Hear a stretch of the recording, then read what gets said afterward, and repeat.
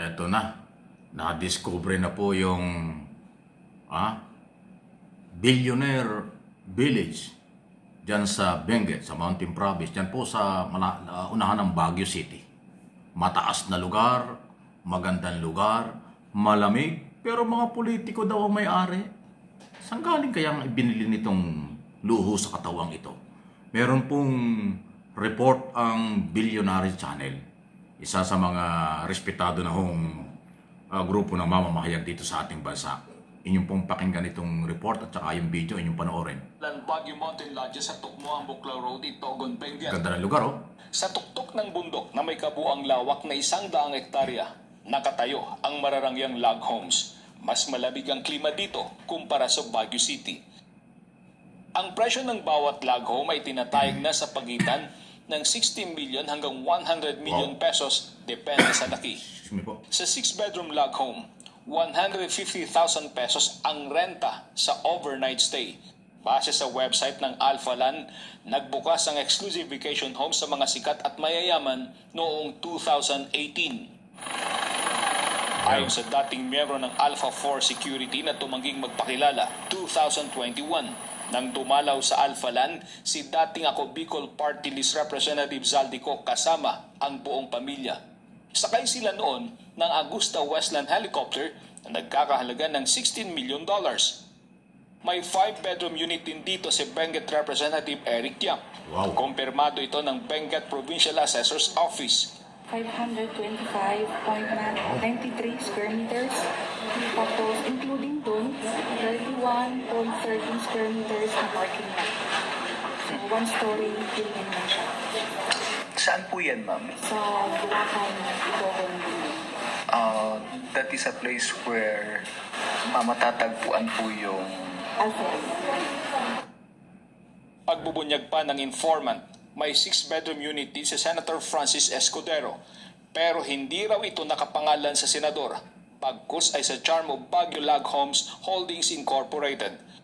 Sa records ng Provincial Assessor's Office, walang Alpha Land Log Home Unit na nakapangalan sa senador at sa Charmo Baguio. Sa pananaliksik ng Billionaire News Channel, nakita sa website ng Alpha Land Corporation na kasama sa mga board of directors si Senator Francis Escudero. Sa official FB page ng Alpha Land, makikita rin ang larawan ng senador, ang kanyang asawa na si Heart Evangelista at ilang pang individual na dumalo sa kaarawan ng aktres at ng wedding anniversary ng dalawa noong February 28, 2020. Nagpadala ng mensahe ang PNC kay Senator Escudero para humingi ng pahayag tungkol dito, pero hindi pa siya sumasagot.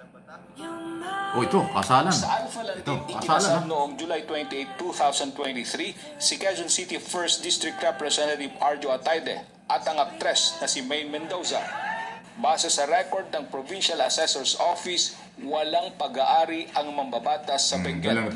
Pero ayon sa aming informante, may 5-bedroom unit sa Alpha Land si Congressman Atayde. Para sa Jan, grabe itong nangyari, ha? Ganda ng lugar, no? Doon sa Benguet, napakataas na lugar.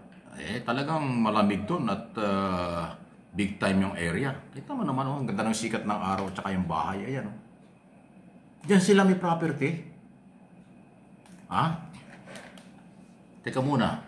Pwede ka bang maging board of director ng Homeowners Association kung wala kang bahay? Di pwede. Di ba? Paano naging board of director si Senador Chis Escudero? Naku, Senador.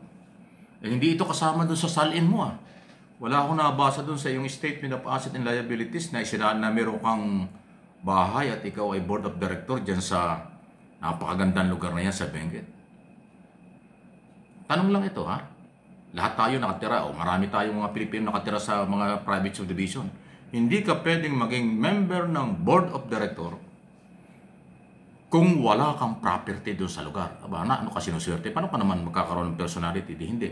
So, ibig sabihin, kung si Escudero ay talagang director, malamang meron yang malaking bahay dito sa lugar na ito. Wow! Ganda, kulay pa lang dahil sikat ng araw, alam mo, malamig din sa lugar na yan. Mountain Province yan, Benguet. Sa Benguet po yan, Ayan, Talagang walang pwedeng itago. Lahat ay lumalabas. By the way, salamat sa mga kasamahan natin sa mga lehitimo, mga mamahayag at organization, Bilyonaryo News Channel. Sila yung nakadiscover niyan. Masisipag yung mga niyan. Marami akong kilala dyan at kaibigan. Buhay kayo, kamusta po yung mga taga-news department, mga news anchor dyan. Okay? Buhay kayo, magagaling sila. Kita mo naman, na-discover yan. Si Atayde, isa rin yung sa isinasangkot doon sa flood control, di ba? Pero wala daw siyang bahay doon. Pero may nagsasabing, alam mo yung mga taga doon, yung mga tao doon, hindi ho yun pwedeng magsinungaling. Kung sino ang mga dumarating doon at sino ang tunay may-ari, kilala nila. Eh wala namang politikong aamin dyan eh. Katulad doon, nagpunta ron si Saldico kasamang pamilya, naka-chopper. Alam nga magpunta ka doon kung wala ka namang pag-aari. Naimbitahan ka lang, bakit buong pamilya? Ay si Congressman Eric Yap, ay yan ang congressman dyan sa lugar na yan. Ayun, meron daw hong property.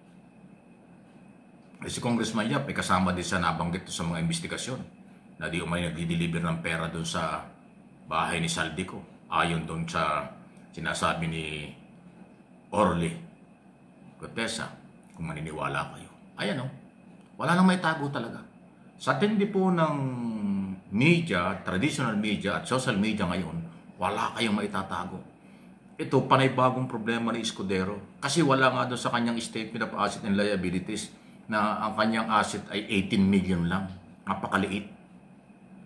Hindi pa kanya may paliwanag yung 56 million halaga ng alahas na kanyang iniregalo doon sa kanyang anak. Dapat idiniklara yon, hindi rin idiniklara. Kasi kung idiniklara, hindi 18 million ang asset. Eh kung totoo may bahay dyan, may bahay sa Manila, may bahay sa Sorsogon, aba, napakalaking pera niyan. Eh bakit hindi kasama sa asset? Nagtatanong lang tayo. Alam mo si Escudero ay abogado, politiko. Dapat alam niya yan. Ang posibleng maging problema niya pag hindi talaga siya sabi ng totoo. Eh paano ngayon ito? May lumabas namang ganitong issue. Village ng mga bilyonaryo sa Benguet na discovery ng bilyonaryo din. News channel naman. Diba? Ang galing parehas bilyonaryo Abay, ang ganda ng lugar. Paano ka naman bibili ng property doon kung wala kang kilala? Ay si Congressman, malamang si Congressman Eric Yap ang nag-imbita doon sa mga kaibigan niyang politiko na mag-invest doon. Abay, ang ganda ng lugar Siya po yung congressman sa area. Wow! Kung pera nyo yan, na sariling pera, wala kaming pakialam sa inyo. Kung hindi kayo politiko, wala kaming pakialam sa inyo. Kaya kami nakikialam at nagbabalita at nagpapahayag ng ganito sa aming opinion, sa aking opinion. Kasi kayo ay mga public servant. Kayo ay mga congressman at senador na pinapasweldo ng taong bayan. Bakit kayo nagkaroon ng ganyang karaming property? Ganyang kagagandang lugar?